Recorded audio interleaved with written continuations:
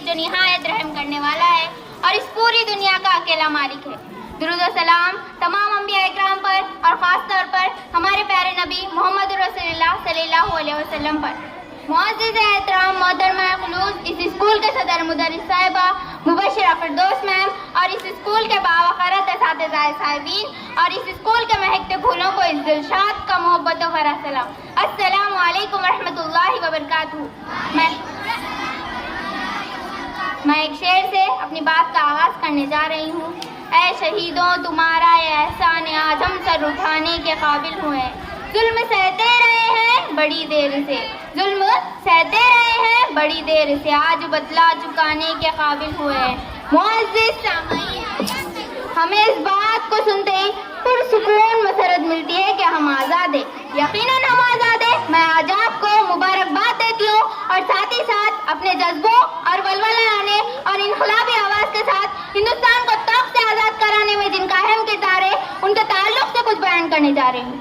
हिंदुस्तान को आज़ाद कराने में तमाम हिंदुस्तानियों का हाथ है, लेकिन आज अफसोस है कि हम उसे मजहबी तबर्रुकात में बांट रहे हैं। मैं आज आपको एक खौफ सुनाने जा रही हूँ।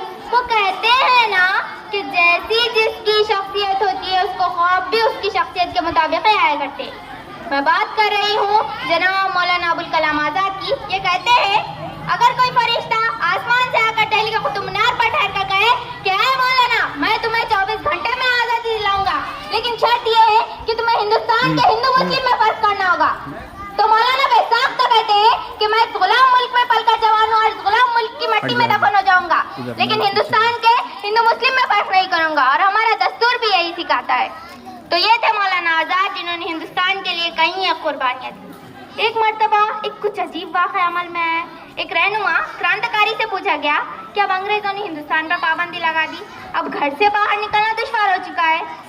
तब एक जाबाज उठता है और कहता है कि मैं जाऊंगा और आज़ादी की आवाज़ को बुलंद करूंगा। फिर उसका साथी कहता है कि तुम मरने के लिए इतना उतावला और बेचैन क्यों हो रहा है? तो उस जवान के बात की दाद देनी चाहिए। मैं अपने वतन के लिए एक बार मर जाऊं तो चैन की नींद सोऊंगा। तो ये थे आज़ादी दिलाने वाले जज्बात। मैं शुक्रगुजार हूँ उन कायदीन का जिन्होंने हमें आज़ादी दिलाई, लेकिन आज दिल गमज़दा हो जाता है उन कायदीनों को देखकर जो अपनी सच्ची दहशतगर्द करने से भी नहीं चूकते। मैं शुक्रगुजार हूँ B.R. अम्बेडकर का जिन्होंने हमारा दस्तूर बखूबी लिखा है, जिसमें जिंदा रहने का हक, तालीम का हक, मजहबी हक और बुनियादी हुकूक और बहुत से हुकूक शामिल है। ना जाने मुझे इस वक्त हबीब जालिब की नज़म क्यों याद आ रही है। जिस देश से माओ बहनों को अगयार छुड़ा कर ले जाए, जिस देश से कातिल गुंडों को अशराफ छुड़ा कर ले जाए, जिस देश के कोर्ट कचहरी में इंसाफ टकों पर बिकता हो, जिस देश का मुंशी काजी भी मुजरिम से पूछ के लिखता हो, उस देश के हर एक लीडर पर सवाल उठाना वाजिब है, उस देश के हर एक हाकिम को सूली पे चढ़ाना वाजिब है, सूली पे चढ़ाना वाजिब है, सूली पे चढ़ाना वाजिब है।